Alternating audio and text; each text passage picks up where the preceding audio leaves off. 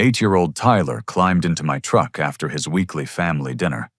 But instead of chattering about dessert or his cousins, silent tears streaked down his cheeks. When I asked what happened, his voice cracked as he whispered the words that shattered my heart. "Grandma told me to wait in the car because I embarrassed the family. For 3 hours, my son had sat alone in 90-degree heat, while everyone else enjoyed the buffet inside. That night, I made a decision that would change everything between my parents and me forever." I pulled over into the parking lot of a gas station, my hands trembling on the steering wheel. Tyler sat beside me, still sniffling, his small fingers clutching the edge of his booster seat. The summer heat had left red marks across his forehead, where he'd pressed against the car window waiting for a family that had deliberately excluded him. "Tell me exactly what happened, buddy," I said, keeping my voice steady, despite the rage building in my chest.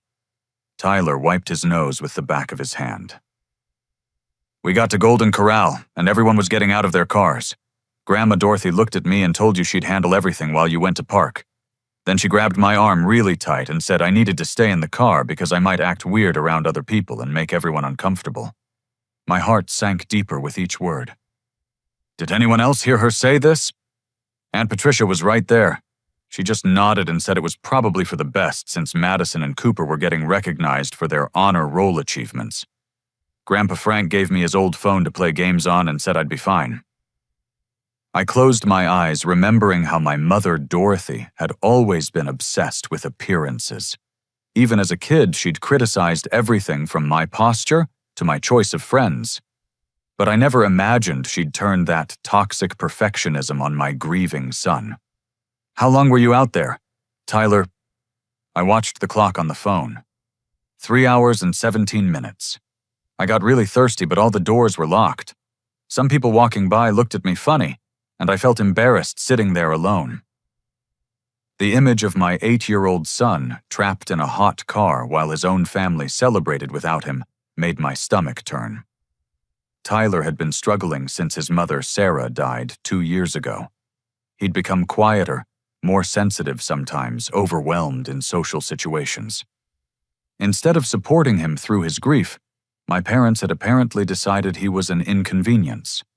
I thought about all the times I'd dropped Tyler off for these family dinners, grateful that my parents were maintaining a relationship with their grandson, while I worked extra electrician shifts to keep our heads above water. I'd been paying their mortgage payment of $850 every month since my father Frank's pension couldn't cover their expenses after the economy tanked.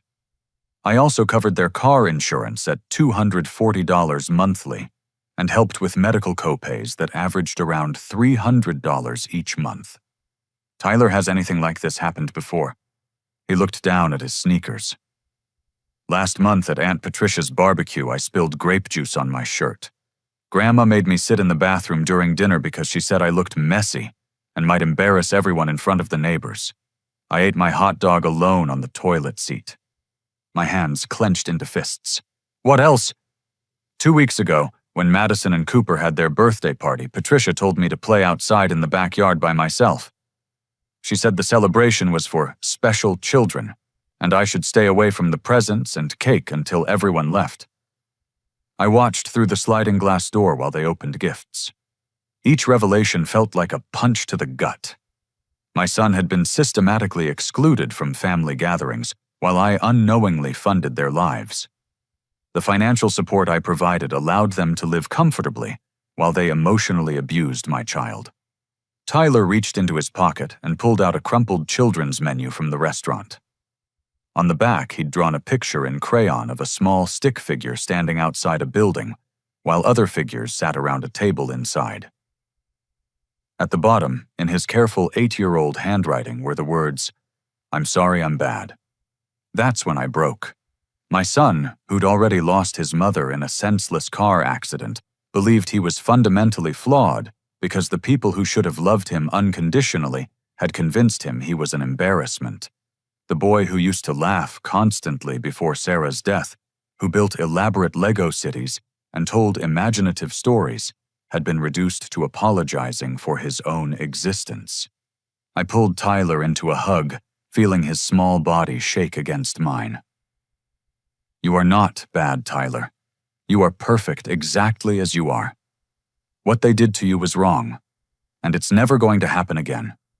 As I held my son in that gas station parking lot, I realized that my family hadn't just betrayed Tyler. They'd betrayed the memory of Sarah, who would have been horrified to see her child treated this way. The woman who dedicated her life to making Tyler feel loved and secure was gone, and her own in-laws had stepped in to tear down everything she'd built. That night, as I tucked Tyler into bed, he asked, "Daddy, why don't they love me like they love Madison and Cooper?" I didn't have an answer that would make sense to an 8-year-old mind. How could I explain that some adults choose cruelty over kindness, that some people mistake control for love?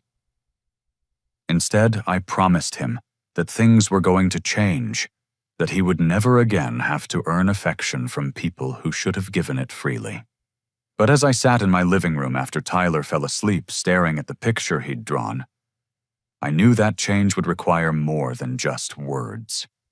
It would require action that might cost me the only family I had left. The next morning, I called Tyler's school counselor, Mrs. Henderson, requesting an immediate meeting. She agreed to see me during her lunch break, and the conversation that followed opened my eyes to the full extent of the damage my family had caused. "I've been meaning to contact you, Mr. Abram," Mrs. Henderson said, settling into her chair across from me. "Tyler has shown some concerning changes in his behavior and schoolwork over the past few months." She pulled out a folder thick with Tyler's assignments and notes. He's been writing stories and completing creative writing prompts that consistently focus on themes of isolation and rejection. Last week, he wrote a story about a boy who lived alone because his family thought he was broken.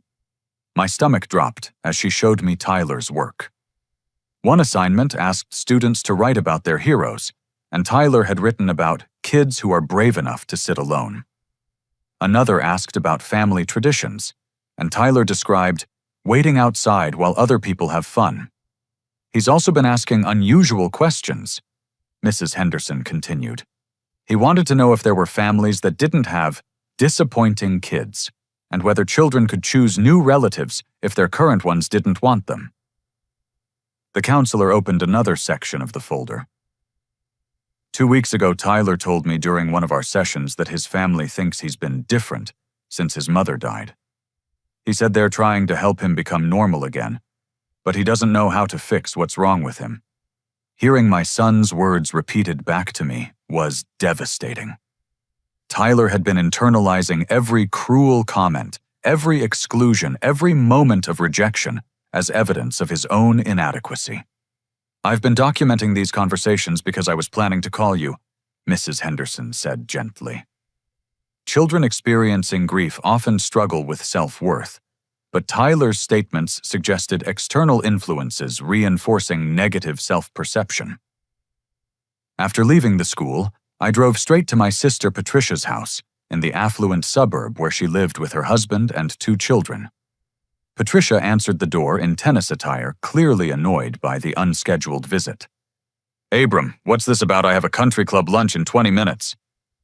"We need to talk about Tyler," I said, stepping inside without invitation. Patricia's expression shifted to defensive irritation.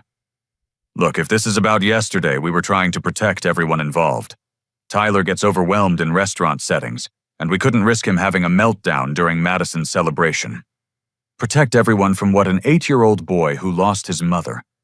From the embarrassment," Patricia snapped. "Tyler doesn't understand appropriate social behavior anymore. He cries at inappropriate times, he doesn't engage properly with other children, and frankly, it makes everyone uncomfortable." I stared at my sister, barely recognizing the woman who used to sneak me extra cookies when we were children. "So your solution is to lock him in a car during family gatherings. Our solution is to manage the situation until you get him proper help. Madison and Cooper shouldn't have their special moments ruined because Tyler can't control his emotions." Patricia walked to her granite kitchen counter and leaned against it casually, as if we were discussing the weather. "Look, Mom and Dad are getting older. They don't have the energy to deal with a troubled child during what should be enjoyable family time. We've all agreed that Tyler needs professional intervention before he can participate in group activities again. All agreed. You mean you've been discussing this behind my back? We've been trying to help you see that you're in denial about Tyler's problems. You've been so focused on being the grieving widower that you haven't noticed how his behavior affects other people. The casual cruelty of her words left me speechless. This wasn't concern for Tyler's well-being. This was cold calculation disguised as family support. Last month, Tyler cried during Cooper's piano recital. Patricia continued. It was completely inappropriate and disrupted the entire performance. That's when we realized he can't handle public events anymore. He cried because the music reminded him of his mother. Sarah used to play piano for him every night before bed. Exactly. He's stuck in his grief and you're enabling it instead of helping him move forward.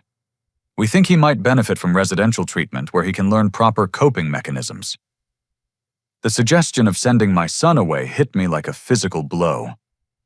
They weren't just excluding Tyler from family gatherings. They were planning to remove him from my life entirely. As I prepared to leave, Patricia's phone buzzed with a text message. She glanced at it, and her face flushed slightly. Mom wants to know if you're planning to keep Tyler home from Sunday dinner this week. She's making Cooper's favorite meal to celebrate his science fair win. And where exactly would Tyler be during this celebration? Patricia shrugged. He could stay home with a babysitter, or maybe it's time to consider that residential program we discussed. There's a place in Arizona that specializes in children with adjustment disorders. Walking back to my truck, I felt the full weight of their betrayal. My family had systematically convinced themselves that Tyler was the problem, that his grief was an inconvenience to be managed, rather than a natural response to devastating loss. They'd crafted a narrative where they were the reasonable adults making hard choices for everyone's benefit. But as I drove home, I realized that Patricia had accidentally revealed something important. They were coordinating these decisions, planning Tyler's exclusion in advance. This wasn't spontaneous management of difficult situations. It was deliberate emotional abuse disguised as family concern. That evening, I sat down with Tyler to ask more questions about his experiences with his grandparents and aunt. Each answer revealed another layer of systematic rejection. They'd been training him to accept isolation as normal, to believe that love was conditional on perfect behavior. Tyler mentioned that Grandma Dorothy often said things like, "Maybe next time you'll remember to behave properly," and "Your cousins don't have these problems because they know how to act right." Aunt Patricia had told him that some children need extra help learning how to be part of a family. As I listened to my son recount months of psychological manipulation, I realized that my financial support had been enabling their abuse. Every mortgage payment I'd made had allowed them to maintain their comfortable lifestyle while destroying my child's self-worth. Every insurance premium I'd covered had given them the security to treat Tyler as disposable. The most painful realization was that they'd been using Sarah's death as justification for their cruelty. Instead of helping Tyler navigate his grief, they'd weaponized it against him, treating his sadness as evidence of fundamental brokenness, rather than natural human emotion. That night, as Tyler slept, I began planning my response. If my family wanted to treat my son as expendable, they were about to learn that their financial security was equally fragile. 3 days after my confrontation with Patricia, my phone rang during breakfast. The caller ID showed Uncle Robert's number, and I answered expecting casual family conversation. Instead, I found myself in the middle of an intervention I hadn't requested. "Abram, your mother called me about Tyler's situation." Uncle Robert began without preamble. "She's deeply concerned about his behavioral issues and thinks you might need professional guidance to help him through this difficult period." I set down my coffee cup carefully. "What exactly did she tell you about Tyler's behavior?" "Well, she mentioned he's been having emotional outbursts during family gatherings, disrupting special occasions, and showing signs of serious adjustment problems since Sarah passed. Dorothy thinks he might benefit from residential treatment to help him develop better coping mechanisms." Uncle Robert continued with the tone of someone delivering difficult but necessary advice. She's worried that you're too close to the situation to see how much Tyler is struggling. Sometimes grief counseling isn't enough, and children need more intensive intervention. Has Tyler ever displayed problematic behavior when you've been around him? There was a pause. Well, I haven't seen him much lately. Dorothy mentioned he's been too unstable for family visits. But she's his grandmother, Abram. She knows children and she's raised successful kids. If she thinks Tyler needs help, maybe you should consider her perspective. After ending the call, I realized my mother had launched a comprehensive campaign to reframe Tyler's exclusion as necessary medical intervention. She'd positioned herself as the concerned grandmother trying to help a struggling family while painting me as a father in denial about his child's serious problems. Over the next week, the calls continued. Cousin Marcus offered to take Tyler for the summer to give me a break from the stress. Aunt Linda suggested a therapeutic boarding school she'd heard about. Family friend Janet mentioned she'd been praying for Tyler's healing after Dorothy shared his struggles at their book club. Each conversation revealed how thoroughly my mother had seeded the extended family with her version of events. According to Dorothy's narrative, Tyler was severely disturbed, I was overwhelmed and unable to cope, and drastic measures were needed to save us both from a deteriorating situation. The most devastating call came from Sarah's sister, Jennifer, who lived 2 hours away in Sacramento. She'd been trying to maintain a relationship with Tyler since Sarah's death, but her attempts had been systematically blocked. Abram, I've been trying to invite Tyler for sleepovers for months, but your mother told me he's too emotionally unstable for overnight visits.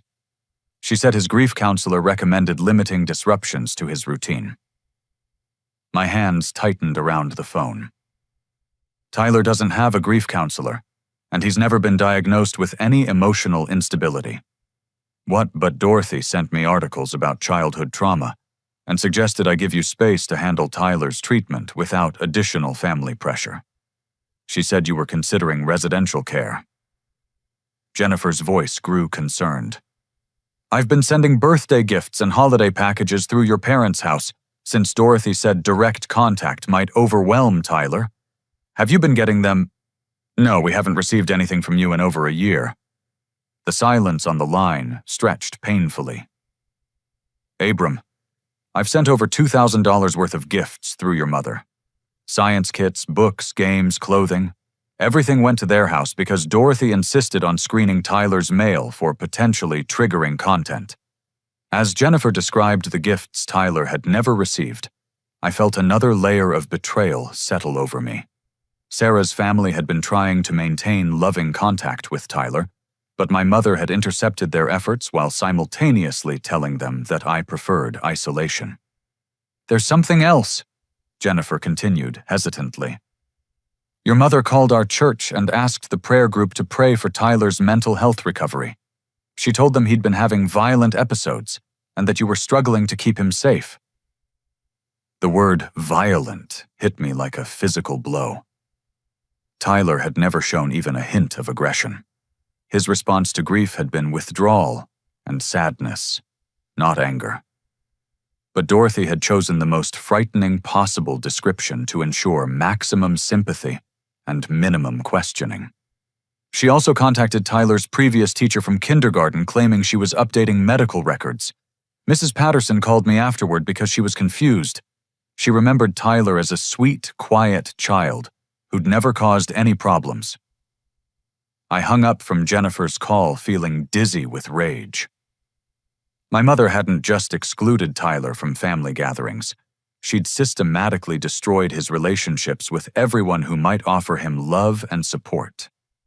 She'd isolated him from Sarah's family, while simultaneously building a case for his removal from my care. That afternoon, I drove to Tyler's school and requested a meeting with the principal. I needed to know if my mother's manipulation had extended into Tyler's educational environment. Principal Martinez listened carefully as I explained the situation, then pulled Tyler's complete file. No one from your family has contacted us about behavioral concerns, but we did receive a strange phone call about 3 weeks ago. She consulted her notes. A woman claiming to be Tyler's grandmother called asking about incidents involving emotional outbursts or disruptive behavior. She mentioned she was helping coordinate his care and wanted to ensure the school was properly supporting his special needs. What did you tell her? We informed her that Tyler is a model student who's never had disciplinary issues. He's quiet and sometimes seems sad, but his academic performance is excellent, and he gets along well with classmates and teachers. Principal Martinez frowned at her notes.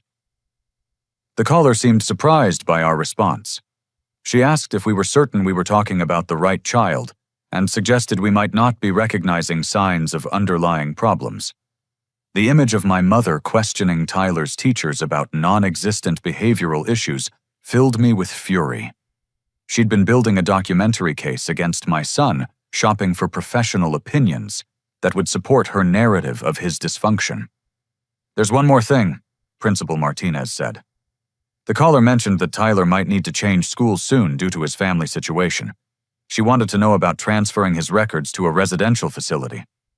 Driving home, I realized the scope of my mother's manipulation extended far beyond family dinners. She'd been systematically undermining Tyler's support network while preparing the groundwork for his removal from my custody. Every person she'd contacted had been given a carefully crafted story designed to make Tyler seem dangerous and me seem incompetent. The most chilling realization was that Dorothy had been planning this campaign for months. This wasn't a spontaneous reaction to Tyler's grief. It was a calculated strategy to reshape our family according to her preferences. She'd decided Tyler was inconvenient, and she was prepared to destroy his entire world to eliminate that inconvenience. That evening, I sat Tyler down for another conversation about his experiences with his grandparents. This time I asked specifically about phone calls and conversations he might have overheard. Grandma Dorothy talks to Aunt Patricia on the phone a lot when I'm there, Tyler said. Last week I heard her say something about getting me proper help so the family could function normally again. She said you love me too much to see that I need professional intervention. My 8-year-old son looked up at me with eyes far too serious for his age. Daddy, what's professional intervention? Does it mean doctors are going to take me away from you? In that moment, I realized that Tyler had been living with the fear of abandonment for months. While I'd been working extra hours to support my parents financially, they'd been convincing my son that his removal from our family was not only possible, but necessary. The time for gentle conversations and family diplomacy had ended. My mother had declared war on my child, and I was finally ready to fight back. Saturday morning, I drove to the bank where I'd been automatically transferring money to my parents' account for the past 2 years. I needed to understand exactly how much I'd been contributing to people who were systematically destroying my son's emotional well-being. The bank manager, Linda Chen, pulled up my account history and printed detailed statements. As I reviewed the numbers, the scope of my financial entanglement became clear. Beyond the regular $850 mortgage payments, I'd covered emergency dental work totaling $1,200 appliance repairs, costing $800, and property tax payments of $2,000 over the past 12 months. You've transferred over $38,000 to this account in the past 2 years, Linda said, studying the printouts. That's a significant portion of your income. As I absorbed the total, my phone rang. Frank's number appeared on the screen, and I answered to find my father in a panic. Abram, thank God you picked up. The mortgage company called this morning about a potential rate adjustment. They want to discuss our payment capacity, and I realized we don't have any documentation of income beyond your monthly transfers. My father's voice carried the desperation of a man facing financial ruin. Son, we've been depending on your help for longer than I care to admit. Without your payments, we'll lose the house within 90 days. Your mother and I don't have any savings left after the medical bills and property maintenance. Dad, did you know that Mom has been telling people Tyler is mentally unstable? There was a long pause. She's concerned about the boy, Abram. We all are. He's been different since Sarah died, and Dorothy thinks he might need professional help to work through his grief properly. Different. How can you give me specific examples of problematic behavior you've personally witnessed? Another pause, longer this time. Well, I haven't spent as much individual time with Tyler lately. Dorothy handles most of the family interactions, but she's mentioned that he gets emotional at inappropriate times and doesn't respond well to social situations. My father's evasive answers revealed that he'd been accepting Dorothy's characterizations without independent observation. Like Uncle Robert and the other family members, Frank had been manipulated into supporting a narrative based entirely on my mother's reports. Dad, has Tyler ever been disruptive or inappropriate when you've interacted with him directly? No, Frank admitted quietly. He's always been polite and well-behaved around me, but Dorothy says he acts differently when more people are present. She thinks crowds trigger his emotional problems. After ending the call, I realized my father was trapped between financial necessity and moral conflict. He knew Tyler wasn't the problem child Dorothy described, but he couldn't afford to challenge her version of events because their survival depended on my continued financial support. An hour later, Patricia called with her own emergency. Abram, I just got off the phone with Mom. She's hysterical about some mortgage situation. What's going on? I'm evaluating the family financial arrangements, I said carefully. Well, you need to know that Mom and Dad have been helping us with Madison and Cooper's private school tuition. If something happens to their income, we won't be able to keep the kids in their current school. This revelation struck me like lightning. I'd been indirectly funding my niece and nephew's education, while my parents told everyone that Tyler was too problematic for family inclusion. My money had been supporting Patricia's children's opportunities while financing Tyler's exclusion from family life. How much have they been contributing to your children's education? About $15,000 annually, plus they've helped with vacation costs and some emergency expenses. Brad's commission income has been unpredictable, so we've needed the extra support. Patricia's casual admission that she'd been benefiting from my financial contributions while supporting Tyler's exclusion filled me with rage. She'd been living comfortably off my electrician salary while treating my son like damaged goods. Patricia, if Mom and Dad can afford to contribute $15,000 to your kids' education, why do they need mortgage assistance from me? Because they're using your money to help us, she said, apparently not recognizing the irony. Look, Abram, we're all family here. Your financial support helps everyone, and everyone contributes according to their abilities. What exactly do you contribute? Silence stretched across the phone line. Finally, Patricia said, I contribute by helping Mom and Dad manage family situations that are beyond their capacity, like dealing with Tyler's behavioral issues. The circular logic was breathtaking. I provided money which enabled financial support for Patricia's family, which justified Patricia's authority to exclude my son from family activities, which created the problems that supposedly necessitated my financial contributions. That afternoon, I met with family attorney David Walsh, who specialized in financial disputes and custody matters. Walsh reviewed the documentation I'd gathered and listened to my description of the family situation with growing concern. Mr. Abram, what you're describing sounds like a coordinated effort to undermine your parental rights while maintaining financial dependency. Your mother's false reports to extended family and school officials could potentially be used to challenge your custody. Walsh studied the financial records.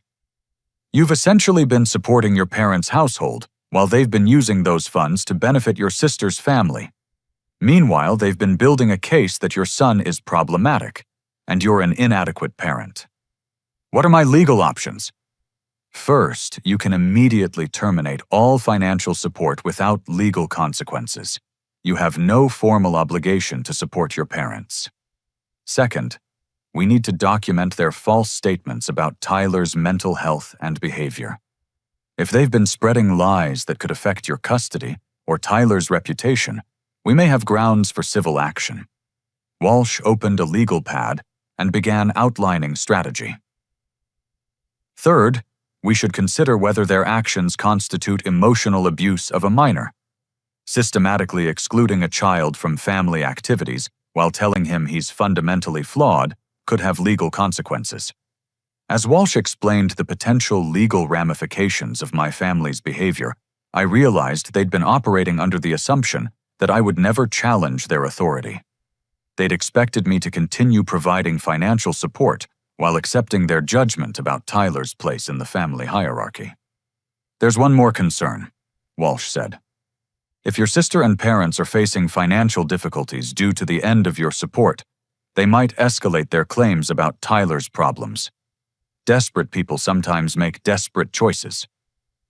Walking to my truck after the legal consultation, I felt the weight of decision approaching.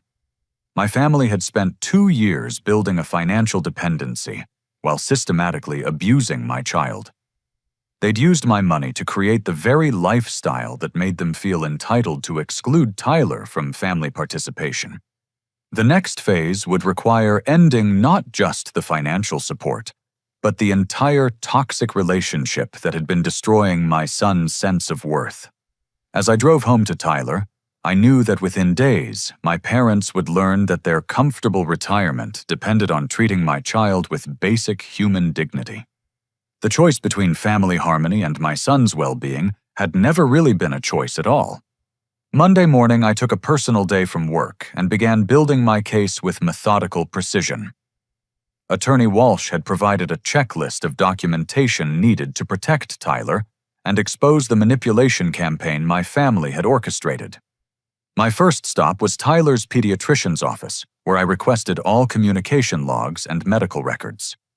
Dr. Sarah Kim, who'd been Tyler's physician since birth, reviewed her files with growing concern. "Mr. Abram, I have 3 separate inquiry calls logged from someone claiming to be Tyler's grandmother over the past 4 months.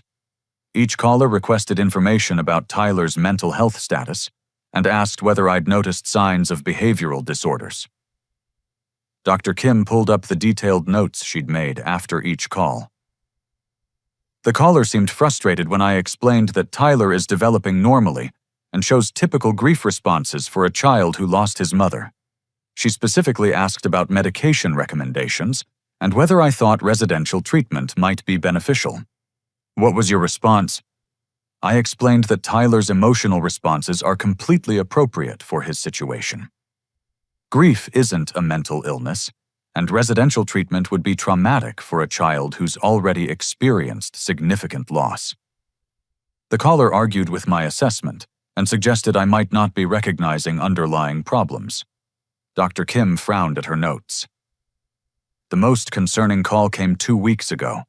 The same woman called claiming Tyler had displayed violent tendencies at family gatherings and asking if I could provide documentation supporting emergency psychiatric evaluation." My hands clenched around the arms of my chair. My mother had been shopping for medical professionals willing to pathologize Tyler's normal grief response. "Doctor, I need you to know that Tyler has never displayed violent behavior of any kind. His grief responses have been withdrawal and sadness, never aggression." That's consistent with everything I've observed during his appointments. Tyler is a gentle child processing loss in healthy ways. Someone has been providing false information about his behavior. After leaving the pediatrician's office, I drove to Tyler's school for a comprehensive meeting with his teacher's counselor and principal. I explained the situation and requested detailed documentation of Tyler's actual school performance and behavior.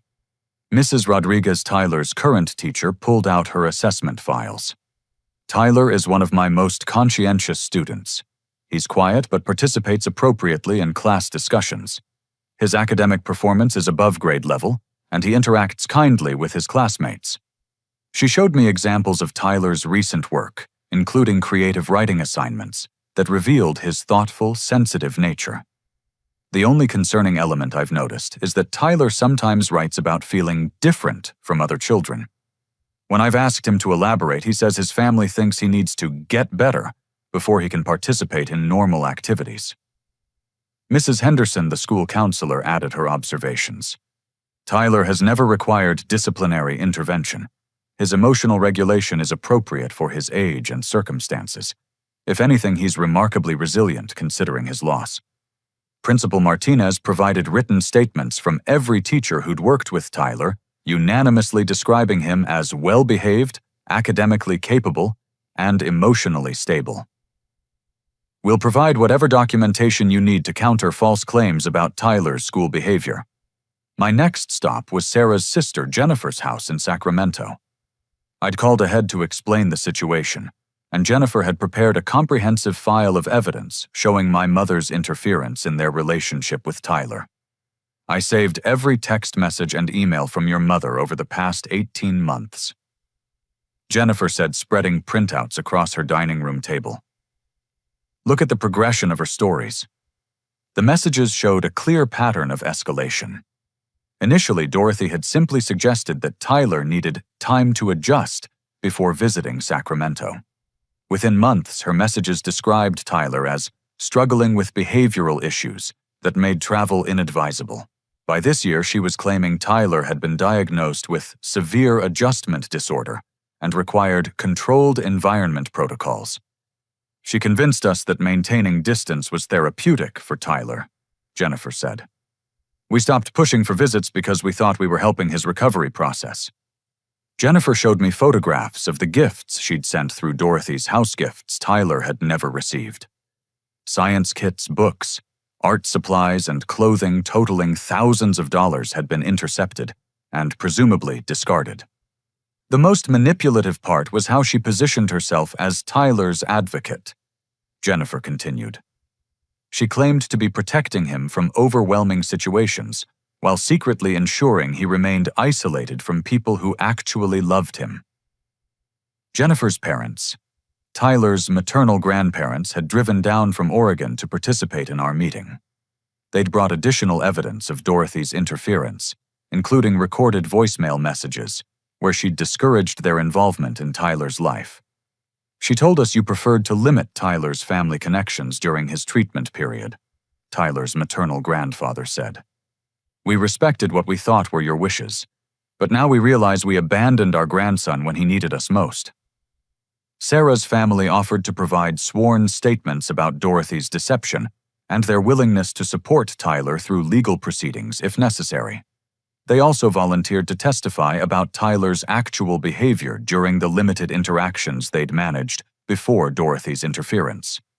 That evening, I called Uncle Robert to test whether family members were open to hearing the truth about the situation. Robert had always been more thoughtful than the rest of my extended family, and his response would indicate whether everyone had been completely manipulated. Robert, I need to ask you directly. During your personal interactions with Tyler, have you observed the behavioral problems Mom described to you? There was a long pause. Now that you mention it, I haven't actually spent time alone with Tyler in over a year. Dorothy always manages the family gatherings, and lately she's been saying Tyler isn't ready for group activities. What was Tyler like the last time you had a real conversation with him? Sweet kid. Quiet but polite and thoughtful. He asked me about my work as a carpenter, and seemed genuinely interested in learning about building things. Robert's voice grew uncertain. Abram, are you telling me Dorothy's been misrepresenting Tyler's condition? I explained the situation carefully, providing specific examples of Tyler's actual behavior versus Dorothy's characterizations. Robert listened with growing alarm. Jesus, Abram. I've been spreading Dorothy's version to other family members because I trusted her judgment. If what you're saying is true, we've all participated in isolating a grieving child based on lies. Robert agreed to help document the true family situation and reach out to other relatives who'd been manipulated by Dorothy's campaign. He also offered to host alternative family gatherings where Tyler would be welcomed and celebrated. Wednesday morning, Walsh called with concerning news. Your mother contacted Child Protective Services yesterday, filing a formal report claiming Tyler is being neglected and showing signs of severe emotional disturbance. The blood drained from my face. What exactly did she report? According to CPS, she claimed Tyler has been displaying violent behavior. You've been refusing to seek appropriate medical care, and she's concerned for his safety and development. A caseworker named Amanda Torres is scheduled to visit your home Friday morning. Walsh's tone grew reassuring. Don't panic. We're prepared for this. Your documentation package proves Tyler's well-being and exposes your mother's manipulation campaign. This false report might actually work in your favor by demonstrating her willingness to weaponize child services against your family. What should I expect during the CPS visit? Complete honesty. Show Torres your evidence file. Let her interview Tyler in a comfortable setting. Your documentation will prove that this report was filed maliciously by someone with a history of making false claims about Tyler's condition. Thursday night, I sat Tyler down to prepare him for the CPS visit without frightening him about the implications. Tomorrow, a nice lady named Mrs. Torres is going to visit us to make sure you're happy and healthy. She might ask you questions about our life together and how you feel about different things. Tyler looked concerned. Is this because Grandma thinks I'm bad? The question broke my heart because it revealed Tyler's awareness of the broader situation. This is because some adults want to make sure all children are safe and loved. You just need to tell the truth about how you feel and what your life is like with me. Will she ask about the car thing and the bathroom dinner? She might ask about your experiences with different family members. Just tell her exactly what happened, okay? As Tyler went to bed, I realized that Friday's CPS visit would determine whether my family's manipulation campaign succeeded in destroying our life together. Everything I'd worked for since Sarah's death, every effort to create stability and love for my son, hung in the balance of one interview with a stranger who held the power to tear us apart. But as I reviewed the evidence file Walsh and I had compiled, I felt confident that the truth would prevail. Tyler's teachers, doctors, counselors, and Sarah's family all provided consistent testimony about his well-being and my competent parenting. Meanwhile, Dorothy's claims would crumble under professional scrutiny because they were based on deliberate lies rather than observed reality. The war my mother had started was about to end, but not in the way she'd planned. Friday morning arrived with unusual clarity, as if the universe had decided to provide perfect conditions for the most important conversation of my life. Amanda Torres arrived at our house at 10 o'clock. Sharp, a professional woman in her 40s, carrying a briefcase and wearing an expression of careful neutrality. Mr. Abram, thank you for accommodating this visit. I'm here to follow up on a report we received expressing concern about Tyler's well-being. I'd like to start by speaking with you privately, then meet with Tyler, and finally observe your home environment. I led Torres to our living room, where I'd arranged the comprehensive documentation file Walsh and I had compiled. Before we begin, I need you to understand that the report you received was filed by someone with a history of making false claims about my son. I have extensive evidence that this is part of a deliberate harassment campaign. Torres opened her notebook, maintaining professional reserve. Can you tell me about the specific concerns that were reported? I was told the report claimed Tyler displays violent behavior, that I refuse appropriate medical care, and that his safety and development are at risk. All of these claims are demonstrably false. I opened the evidence file and began presenting documentation systematically. School records showed Tyler's excellent academic performance and positive behavior reports.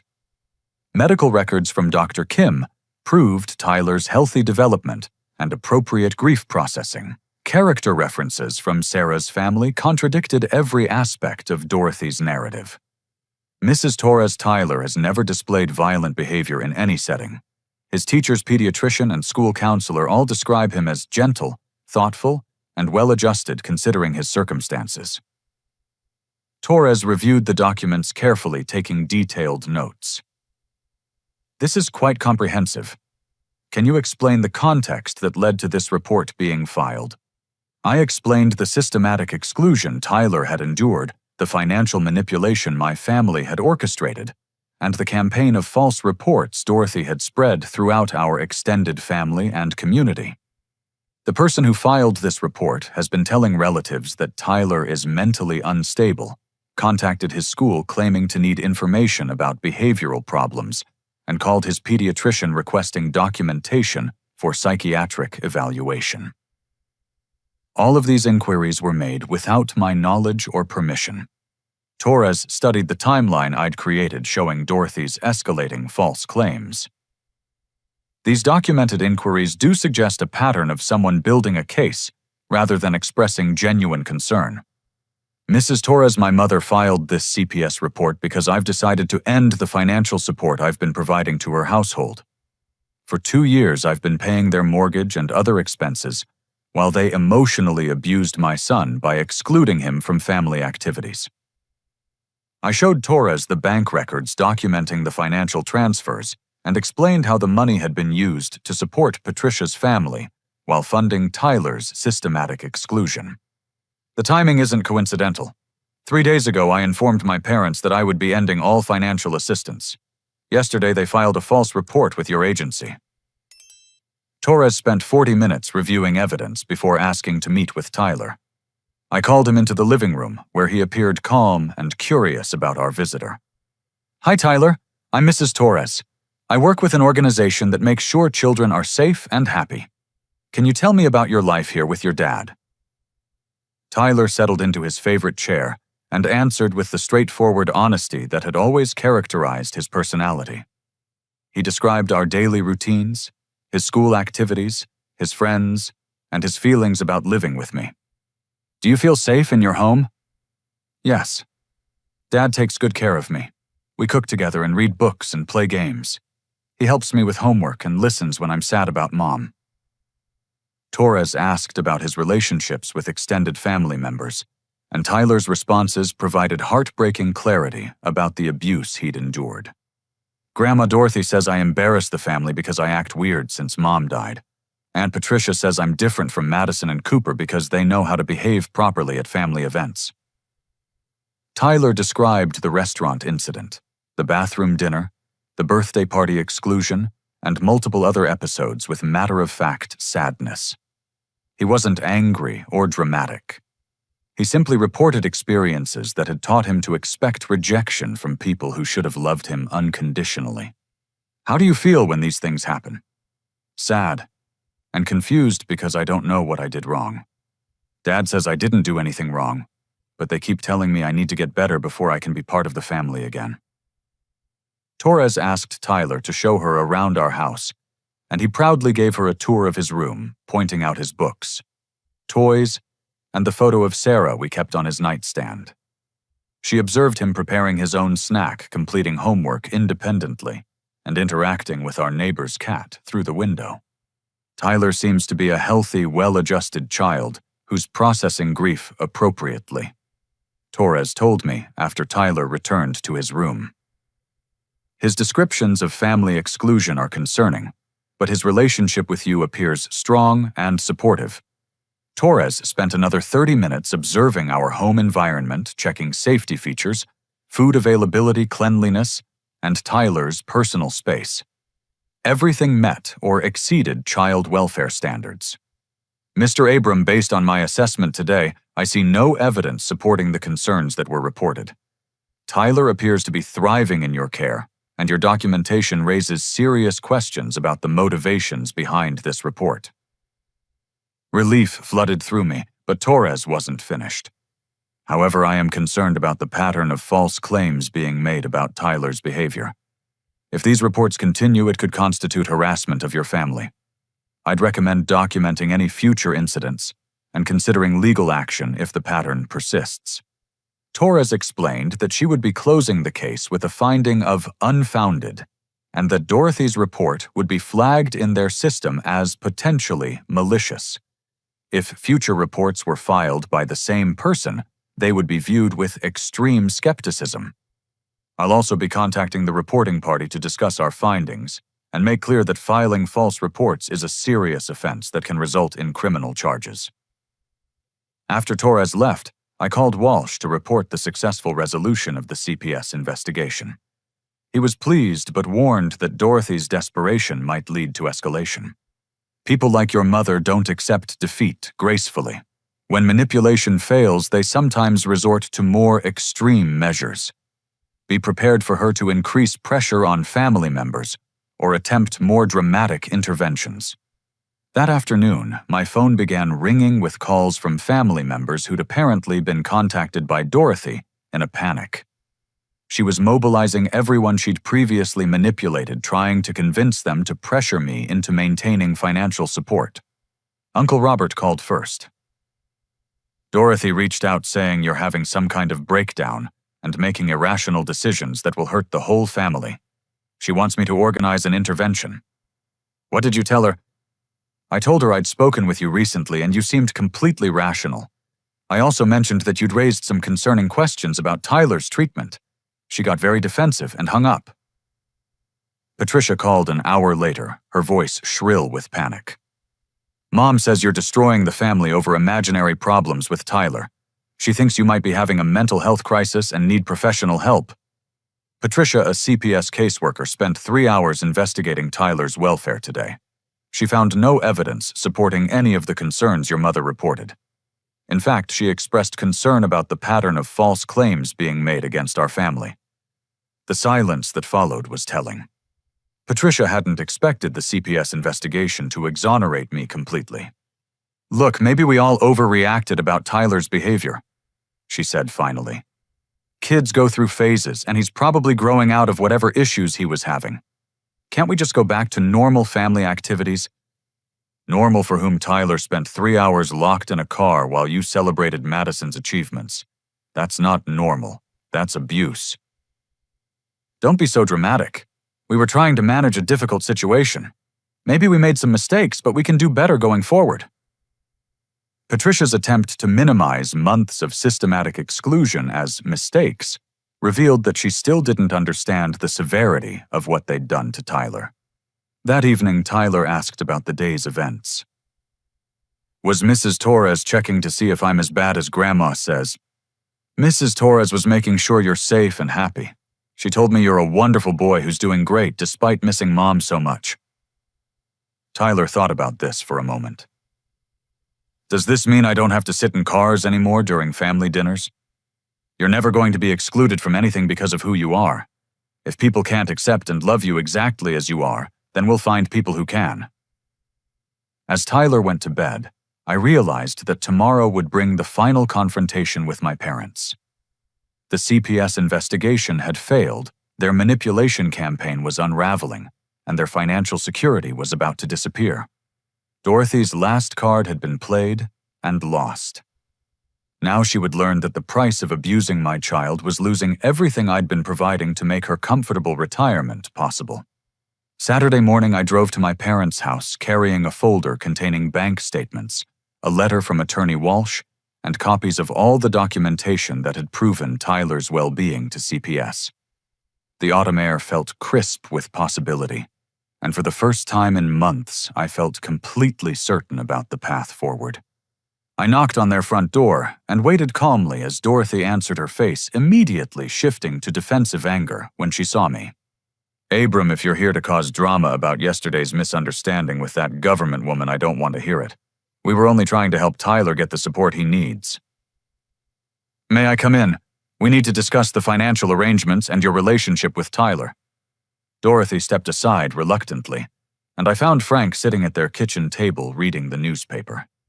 He looked up nervously as I entered, clearly aware that this conversation would determine their immediate future. Dad, Mom, I'm here to inform you that I'm ending all financial support effective immediately. No more mortgage payments, insurance premiums, medical copays, or emergency assistance. The color drained from Dorothy's face. You can't be serious. We depend on that money to survive. Your father's pension barely covers our basic expenses. You should have considered that before systematically abusing my son and filing false reports with Child Protective Services. I opened my folder and placed the CPS case closure document on their table. Mrs. Torres spent 3 hours investigating Tyler's welfare yesterday. She found zero evidence supporting any of your claims. In fact, she expressed concern about the pattern of false reporting and warned that future incidents could result in criminal charges. Frank picked up the document with shaking hands. Criminal charges? Filing false reports with CPS is a felony in California. Attorney Walsh is documenting every instance of harassment and defamation you've directed toward my family. If it continues, we'll pursue both criminal and civil remedies. Dorothy's defensive anger crumbled into desperate panic. Abram, you're overreacting to family disagreements. We can work through this. Tyler is welcome at family gatherings going forward. Tyler has always been welcome everywhere loving families gather. The problem was never with Tyler's behavior. It was with your decision to treat a grieving child as an embarrassment to be hidden away. I pulled out copies of the school records, medical reports, and character references that had been presented to CPS. Every professional who works with Tyler describes him as well-behaved, academically excellent, and emotionally healthy. The only people claiming he has behavioral problems are you and Patricia. Frank studied the documents with growing understanding. Dorothy, these teachers and doctors all say Tyler is doing fine. Why did you tell everyone he was having serious problems? Because he was different after Sarah died, Dorothy said defensively. Children should be resilient, not dwelling on sadness for years. He needed to learn proper emotional control. He needed love and support while processing the most devastating experience of his life. Instead, you taught him that grief was shameful and love was conditional on perfect behavior. I placed Tyler's drawing on the table, the one showing a small figure standing outside while others sat around a table. This is what you did to my son. You made him believe he was too flawed to deserve inclusion in his own family. Dorothy stared at the drawing, and for a moment her expression softened. But then her jaw set stubbornly. We were trying to help him develop resilience. Coddling children doesn't prepare them for real life. Emotional abuse doesn't build resilience. It destroys self-worth and teaches children that love must be earned through perfect compliance. Frank looked between the evidence documents and Tyler's drawing with dawning horror. Dorothy, what have we done? That little boy lost his mother and we made him feel unwanted by his own family. Don't be dramatic, Frank. We provided structure and boundaries. If Abram had been willing to address Tyler's issues properly, none of this would have been necessary. Her refusal to acknowledge the harm they'd caused confirmed that Dorothy would never change her perspective. She viewed Tyler's exclusion as justified intervention rather than cruel rejection. I've calculated the total financial support I've provided over the past 2 years. I continued. $38,000 that enabled your comfortable lifestyle while you systematically destroyed my son's sense of belonging. I placed the bank statements on the table. $15,000 of that money was passed along to Patricia for her children's private education. So I was unknowingly funding my niece and nephew's opportunities while you excluded Tyler from basic family inclusion. The mathematical reality of their manipulation hit Frank like a physical blow. We took your money and used it to support Patricia's kids while treating Tyler like damaged goods. Frank, we were managing multiple family needs, Dorothy said, but her voice lacked conviction. Mom, you convinced me that Tyler needed professional help. You told relatives he was violent and unstable. You called his school and doctor spreading lies about his behavior. You filed a false report with Child Protective Services claiming I was neglecting him. I stood up, preparing to leave. This wasn't concern for Tyler's well-being. This was a systematic campaign to remove him from the family while maintaining the financial benefits of your relationship with me. Dorothy's last pretense of righteousness collapsed into pure desperation. Where are we supposed to live without your help? The mortgage payment is due in 2 weeks, and we don't have $800, much less $850. You'll figure it out the same way other people manage their finances without emotionally abusing children. As I walked toward the door, Frank followed me outside. Abram, please. Your mother made mistakes, but losing our home won't undo the hurt Tyler experienced. Can't we find some middle ground? Dad, the middle ground would have been treating Tyler with basic human decency while accepting my financial help. Instead, you chose to enable emotional abuse for 2 years. Frank's eyes filled with tears. I knew Dorothy was being too harsh with the boy, but I was afraid to challenge her because we needed your support so badly. I'm a coward who let financial desperation override my moral obligations. His admission of complicity was heartbreaking but insufficient. Tyler needed at least one grandparent to protect him from the abuse. Instead, you both participated in teaching him that love was conditional on meeting impossible standards. Is there any way to earn forgiveness? Any chance to rebuild a relationship with Tyler? That depends entirely on your willingness to acknowledge the full scope of what you've done and make genuine amends. Tyler will decide if and when he wants grandparents in his life. Driving away from their house, I felt the enormous weight of family obligation finally lifting from my shoulders. For 2 years, I'd been trapped between loyalty and protection, trying to maintain relationships that were poisoning my son's sense of self-worth. That afternoon, I called Jennifer to share the news and coordinate Tyler's reintroduction to Sarah's family. We planned a weekend visit to Sacramento, where Tyler could experience unconditional love and acceptance from relatives who actually wanted him present. I also contacted Uncle Robert, who was organizing a family barbecue specifically designed to welcome Tyler and celebrate his place in the extended family. Robert had spent the week calling relatives, explaining Dorothy's manipulation, and ensuring that future gatherings would center around inclusion rather than exclusion. Sunday morning, Tyler and I attended church services, where Carol had arranged for the congregation to formally welcome Tyler as a valued member of their community. The pastor spoke about the importance of protecting vulnerable children and creating inclusive families built on love rather than conditions. Over the following weeks, Tyler's transformation was remarkable. With the toxic influence of Dorothy and Patricia removed from his life, his natural resilience and joy began to emerge. He started sleeping better, laughing more frequently, and engaging confidently with classmates and teachers. His grades already good improved to exceptional levels. He joined the school science club and began taking piano lessons, reconnecting with his mother's musical legacy without shame or apology for his emotional responses. Most importantly, Tyler stopped apologizing for his own existence.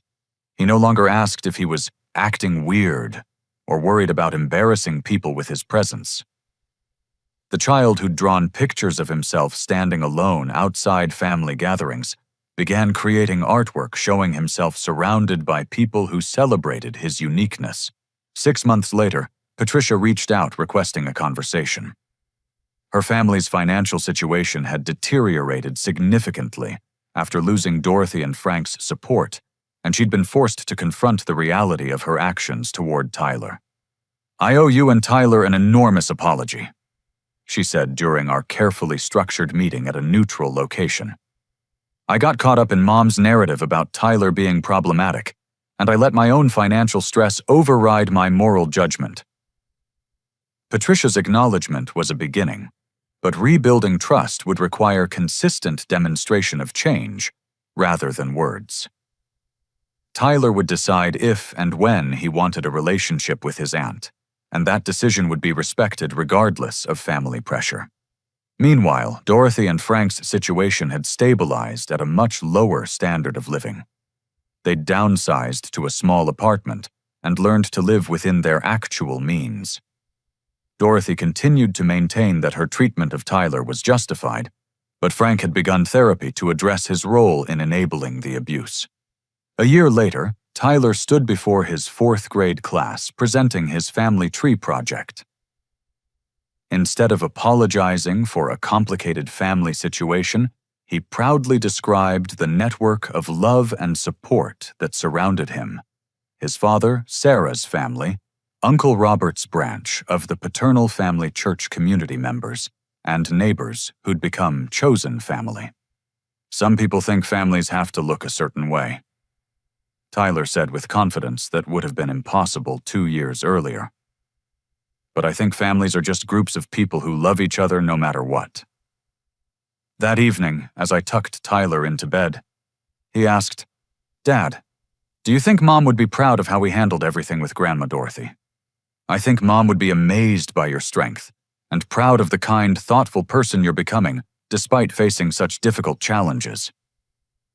Tyler smiled with the quiet confidence of a child who knows he's unconditionally loved.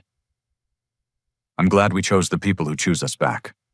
The journey from that tearful evening in the gas station parking lot to Tyler's confident self-acceptance had required the most difficult decision of my life.